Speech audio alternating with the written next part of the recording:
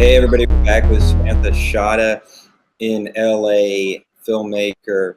She's going to be talking about her experience through beauty school, her film beauty school. And Samantha, welcome. Thanks so much for being on our little show here today.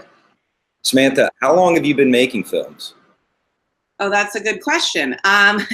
Making films, embracing the fact that I've been a filmmaker my whole life, working in the film industry, they're all piece and parchment of the same thing. I did make some films in college, but beauty school, since coming into the film industry here in Los Angeles, has been the first narrative short that I've had a chance to create. And before that, I've done a few music videos here in LA.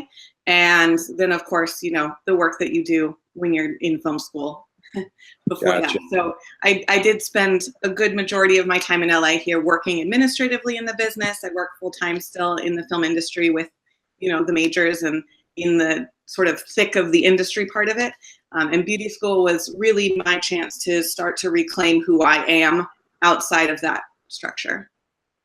Wow, well, that's pretty serious. That's really cool. So what's your take on it working with the big six or the five minis? Where are you at administratively? Are you like on the production side? Like, what do you see going on, and what does it look like from that perspective? Well, it's interesting because I always kind of walk the line because my social network is mainly independent filmmakers, but then my employment network is mainly commercial. So it's interesting to see both sides of the conversation, especially right now as things are changing so dramatically for the industry. I started in the talent agency business, and there was definitely some upheaval during the time I was there, which was really interesting. And then went on to work for production company specifically centered around a movie star. And so that had its own unique particular area that was very focused. And then now I work primarily in the studio side, and we represent the physical soundstage production spaces where our line producers and our location teams come in to produce material at the studio that I work at. So it's more production, which is a different personality type than working in development or in management, which has been really beneficial for me. But yeah, the dynamic of the industry has changed. The types of jobs that are booking in LA that are able to get tax breaks in California have changed. The type of filmmakers that are involved haven't entirely changed yet, but there's definitely a shift that's occurring in LA overall, I feel. Interesting. And what is that shift in the business? Is that mainly things going over the top and, you know, Netflix and Amazon, or is it something else? Well, I think they've been a big part of the shift. I think Amazon and their outreach to filmmakers through the idea of having an algorithm that can source Netflix too, the value of the film. And the value, what I think has shifted is that the value can't just be here are box office comps, which is what it very traditionally has been, is you have a film, you have a specific genre, you're picking your comps, and you're building out a financial package based on those comps. I think. And by comps, you're just meaning comparables. Like random films that you pick. It's crazy. And I'm sitting here seeing entire feature budgets built on comps to films that came out under completely different distribution strategies, under completely different types of audiences. Even just 20 years ago, the audience is very different than you have now that there's a streaming platform and now that there's social engagement with material. So I think Amazon and Netflix, but particularly Amazon, there's a certain search for meaning to specific niche audiences. I think minority audiences, women, which is not a minority, but is definitely an audience, can use their buying power to help influence what's getting made, because those numbers are so, and the analytics are so specific as to who's watching the material. And again, just to be clear, by comparables, you mean the algorithm for you watch this, so you will like that. So recommendation. Right, which Netflix and Amazon can actually do in terms of the data that they've collected over the last 10 years worth of operations. Doing that with a theatrical release of a film, I mean, and I'm sure business affairs at most of the studios would hate me for it, but I feel like it's mainly guesswork, and I feel like it's just depends on which films you pick. Right, it's far more limited. Well, that's a really interesting take, and sharing that perspective on what's driving the business. So let's roll in to the three questions that we do on each show. And just prior to that, I just want to mention, we just had a brief conversation prior to, recording. And you said this is your first short film. Now you've had plenty of experience, and it sounds like after college you've just worked entirely in the film industry in one shape or form. And you said the mythology of short filmmaking. I was saying how in America there seems to be a particular aesthetic that I'm discovering that short filmmakers are doing and really cultivating by doing amongst themselves to appeal to the film festivals and then to the bigger, to the market distributors and purchasers that go to the film festival to launch their careers. And, I shared that with you, and you said that's the mythology of filmmaking. Can you expand on that or describe that any more? I mean, really, my best explanation is go watch Emily Best from Seed and Spark as she talks about fundraising and distribution of films, because she narrowed in on what was always my feeling, which was it's really expensive to be a filmmaker. There are lots of barriers of entry. And the structured belief, I mean, look at it. Back in the 40s and 50s, the belief was go drink a milkshake in a soda shop in LA, and at some point you'll get discovered and be the next Marilyn Monroe. BS. Same thing with festivals. It's like, go submit to the festivals, do this whole thing, and the best work will rise to the top, and you will, get a feature after. Well, okay, maybe some, no offense, like white dudes get a feature after screening a film at Sundance, but from my demographic, it's not a thing. It's not a reality. It's highly cost ineffective. And it doesn't actually mean your work gets seen. A lot of times it means that you have a really expensive business card that you can utilize to make another really expensive business card. And it just kind of perpetuates making itself. Now, I think there is a gap, and I haven't really found what bridges the gap between that sort of filmmaking and the sort of filmmaking that, teenagers and 20-somethings are doing on YouTube. And there's a certain, social persona element to it. So there's got to be a space in the in-between, and maybe you at Digipops are working to develop that space that's between the kind of just YouTube talking head type thing and the curated, filmmaker that makes films for the art and meaning of it thing. I think Sundance is. I know. I mean, I would love to learn more about you. I don't know about your platform. I feel like this is a great introduction, and I'd love to learn more about the platform and what your goals are and how our communities can get involved. That's very sweet. Thank you. What were you going to say about Sundance? Oh, it's a great community, but I mean, I worked at talent agencies. We called programmers on behalf of clients on a regular basis. Like, duh. It's like, how do you get into Sundance? Same way you get into a studio. I'm sorry, but it's like very similar. So meaning you got to know somebody. Yeah, well, or be, in the right channels, because if you have a celebrity in your, even a short to this point, it's like, well, if you cast this person and you can get this sort of affiliation, you can get this, then maybe someone will see it. And at that point, it's like, well, are you telling the story for the authenticity of what the story is? Or are you structuring the story to fit into what the needs of the industry are? Right. When I did a little stint with theater, maybe this term is also in film, but, it was all about asses and seats. So the built-in demographics are driving the industry. And as we discussed just previously, those demographics might not necessarily be accurate depending on where they're collecting their data.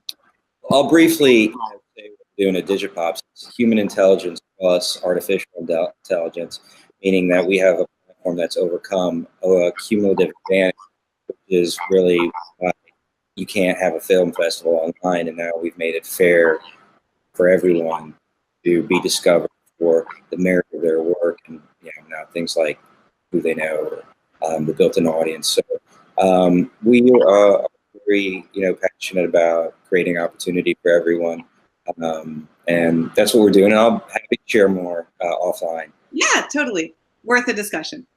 Thank you. Well, so that's Samantha. You made a really great film. I don't want to call it a feminist film because it is for everyone, and it is about women, and it's about young women, and like indoctrination into our culture at such a really vulnerable age, and boys and girls, for better and worse. And this is, you know, a bit of the more challenging side, I think. And I love how it's called Beauty School again. The film's called Beauty School, and that's a great title for this film. And I really particularly like the ending. I happened to re-watch that this morning prior to our call, and it's very nice and subtle and telling. So the first question on Pops is, what was the creative inspiration? So your intrinsic push from, you know, a place of yourself as an artist to make this film. So that's the why. Yeah, I mean, I was thinking also before we spoke today, since I had the luxury of that little window to plan a little bit, and I was thinking, you know, it is a film about putting on face, literally, in the film. It's beauty school, it's a makeover, it's about putting on face and identity construction. Yeah. And that's what you do. I mean, I remember when I worked in the agencies, there was a corporate trainer who told me to wear shoulder pads so that my shoulders would look square even if I was like this, because I felt so awful about myself. So it is, and one thing that came up when I first premiered the film, there was a Q&A after, and it came spontaneously out of me, this idea that I, as an artist, want to make work that's rooted further down than this, right? I, as an artist, access to what's down in the humanity of who I am. But when I'm functioning in this social persona, and when I've learned to function in that social persona in order to survive the kind of capitalist structure of the industry, it's my access below here, you know, access to like my lower primal humanity is very limited. And so I found as I was— And I love, I'm sorry, just to real quick cut you off. Okay? You hold that train of thought? Yes.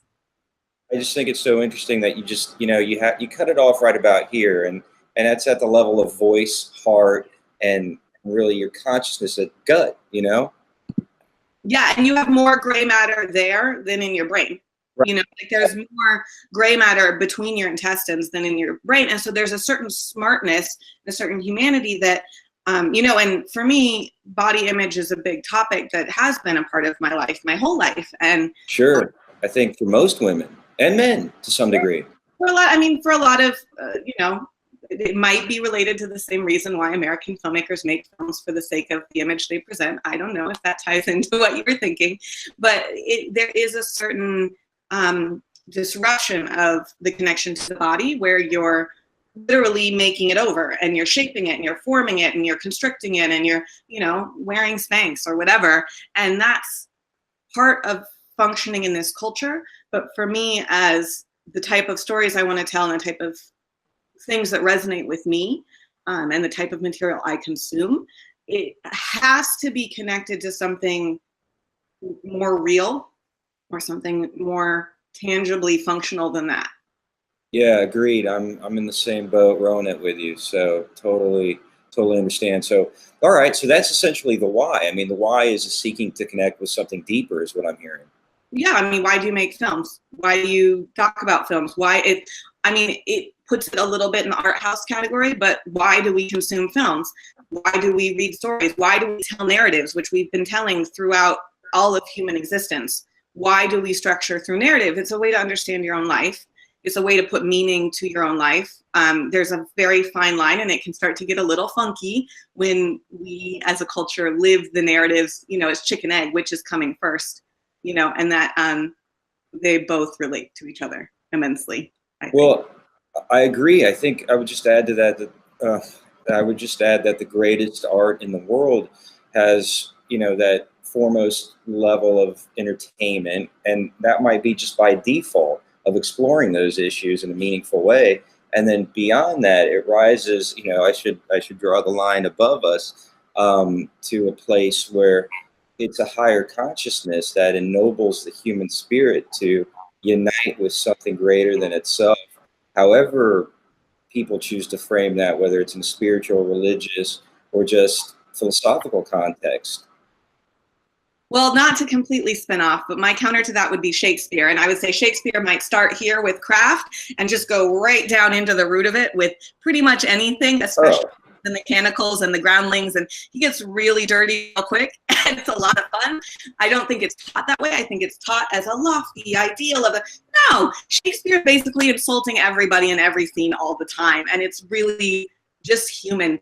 There's nothing, I mean, yeah, okay, Shakespeare, Mozart, Beethoven, whatever, there's a genius level, but there's also this kind of rooted, tangible, just like what it means to be a human in your body level too. Agreed, 100%, 100%. Yeah. So the next question will be, what did you want to say with beauty school, and or what do you think the film is trying or wants to say or is saying now upon reflection? Yeah, well, the film's definitely going to take its own route. I mean, that film took its own path the whole time. I mean, when I went into it, I wanted to make a film. I didn't have a clear, specific, focused nugget of what I was talking about or theme. Coming out of it, there's definitely some feminist undertones that you mentioned. There's definitely this whole kind of loss element that comes up with the mother and the daughter and their relationship, and how women are trained to put on face to become a certain person.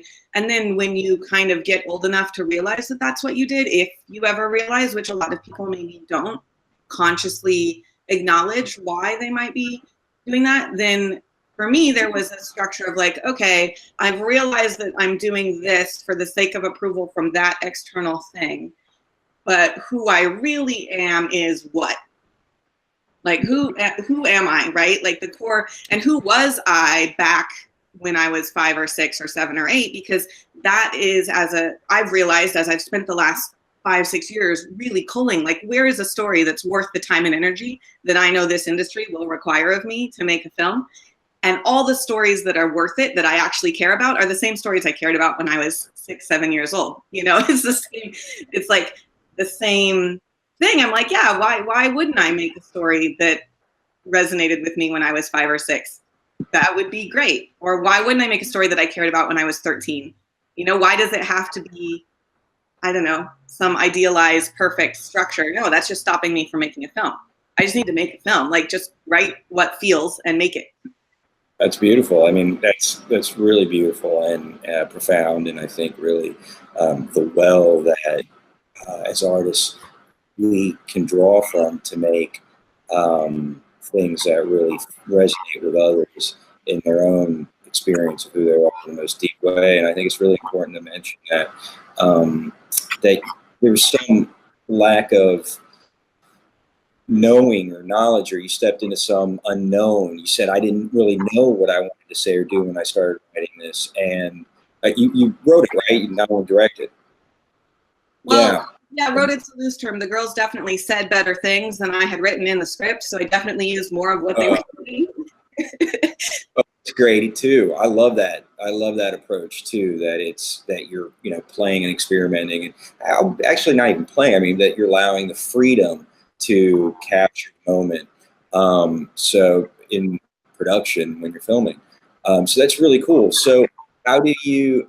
I mean, we're gonna go do question 2A, but how do you write a script that allows for that unknown to continue to be cultivated later in production and beyond?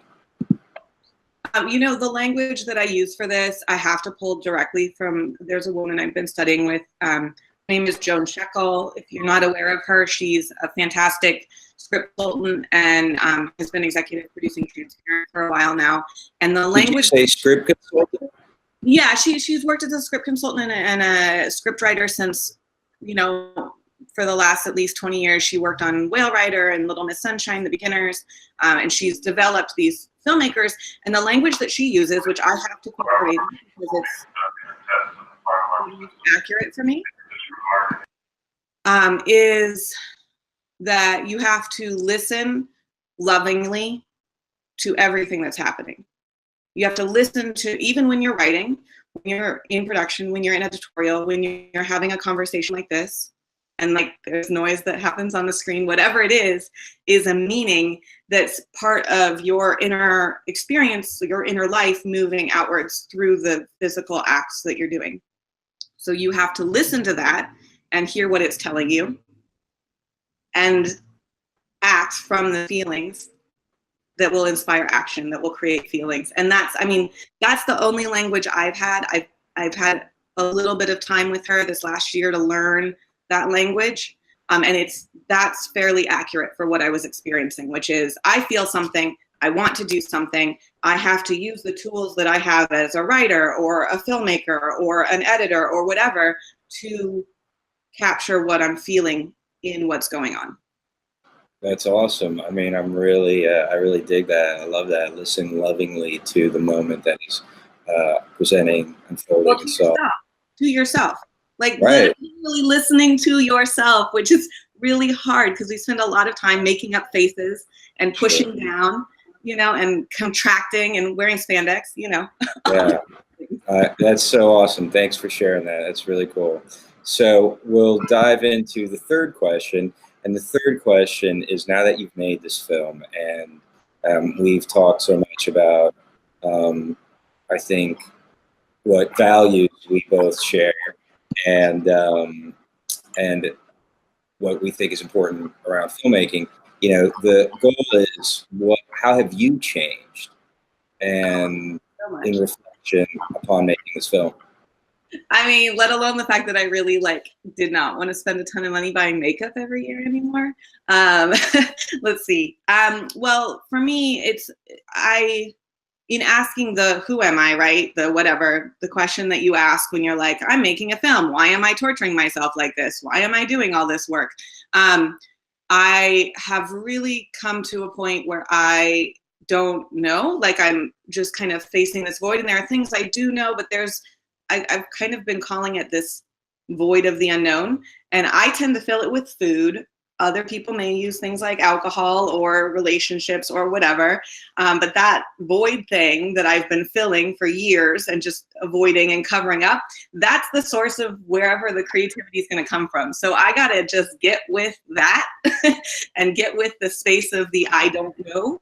And so I've been very conscious of that and very aware of that in a way for the last year or two, especially as I've been talking about the film or putting it in front of people and hearing responses. And, you know, I have evolved to a point where the film does feel like, okay, I did that, but I would still like to release it and find an audience, especially a younger female audience, like 20s and under, you know, teens to 20s, that can watch it and I can hear what they're saying and thinking.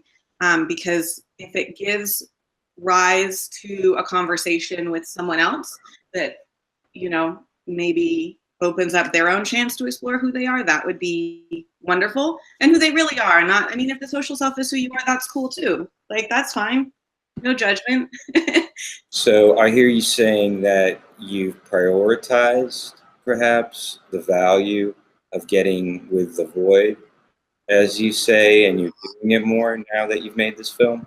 I think that's a great statement. I've prioritized the value of getting with the void. Yeah, because how else are you going to make a multi-million-dollar movie? How else are you going to make Shakespeare or Wagner? Or, you know, you got to get with whatever that thing is that is why you are here trying to do this thing now instead of doing something else now. Well, I would say, you know, much more important than how else are you going to make a multi-million-dollar film, or Shakespeare, or whatever. I would say, you know, where I would at least encourage you to consider getting with the void to be the richest experience itself beyond making anything beyond that. Yes, no, absolutely. That's living that, Yeah, right? yeah. To do that still. Yeah, yeah. Well, you know, what helps me get with the void, and I think, you know, it's a challenge for all of us because, you know, you have time commitments. There's a whole life superficial thing of cutting, chopping wood and carrying water, as the Zen monks say. But there's also the challenge of the pain that lies with, all the other things that humans go through naturally, regret, and sorrow, and hurt. And then there's this wonderful transformation that happens when you allow those things to be and not attach yourselves to those things, to identify who you are, and you continue to travel beyond that. And there's, richness of healing that comes with that, and a wonderful opening of experience. So it's that non-attachment to those things, that's identifying who you are, that I think, for me at least, has opened up and cultivated a richer life and experience of who I am. Yeah, well, absolutely. And seeing them, wanting to see them is kind of step one of it, and being able to name. And as a filmmaker, that's my job as a director, is to work with actors to name what is the character feeling and what are they doing out of what they're feeling, and how does that propel the narrative through the scene. And if I can't identify what my own feelings are because I'm in the feeling so much that I can't see to the other side of it, how will I work with an actor to identify the character's feeling? Because my feeling and the character's feeling will get so intermixed that there's no separation, because I'm just working from what I'm feeling. And if I can't take what I'm feeling and say, okay, well, I'm feeling, constricted or annoyed or pressured or whatever, and set it over here so that I can focus on the story, then that way the story can happen. Otherwise, you can't. You're just doing your story. No, yeah, that's a brilliant point. I mean, what that, I think, condenses to is the more clarity you have in your own body and mind, the more clearly you can see and direct. Did you use the word authority? No, I said the more clarity you have in your own. I thought you said authority, which made me think that's so interesting because it's author and it's authority. It's interesting, but clarity as well, of course. Like, you can't even see without clarity. And I think you're right about the authority. I think it certainly relates. I think the clarity gives an authentic authority that people can trust. That's not rooted in an ego. That's just, trying to drive the train in a way that is fear-based, really. Right. Well, and some of that narrative, and this could spin off into its own conversation, so we'll keep it short, but is the same fear-based narrative that we see manifest in specifically American society, but especially in the world at large. And it's back to that chicken egg of which one comes first. Do we have the mentality because we see it reflected in our art? Is it reflected in the art because it's in the mentality? And how do you shift it within yourself to even get to the point of clarity and awareness so that you have the authority to make a different choice in your art when you're so in the feelings of it? Agreed. Samantha, I think you can do this all day long. Totally. But that's a whole, when you come to LA, we'll do like a normal 2-hour sit down. Oh, that's sweet. And when you come to New York, likewise. Thank you. Samantha, it was such a pleasure. Thank you so much. Beauty School is the film, and it's a really enlightened film. I encourage people to check it out, and we'll keep our audience posted on what you're doing and when that's public, and so forth and so on. Thank you, Samantha. Really an honor. Thank you. Thank you for having me. You're very welcome. All right. Well, till next time. All right. We'll say goodbye. Bye, Samantha. Talk to you soon. Talk to you later. Bye-bye. Hey guys, thanks for tuning in this week. If you enjoyed the video, please subscribe and leave us a like and or comment. It makes a big difference. Play It Forward is brought to you by Digipops, where we're building a community to put film and filmmaker discovery in your hands. Here, filmmakers and fans, the creative class, recognizes each other fairly and transparently through a community-curated film festival each quarter. It's coming soon. Thank you.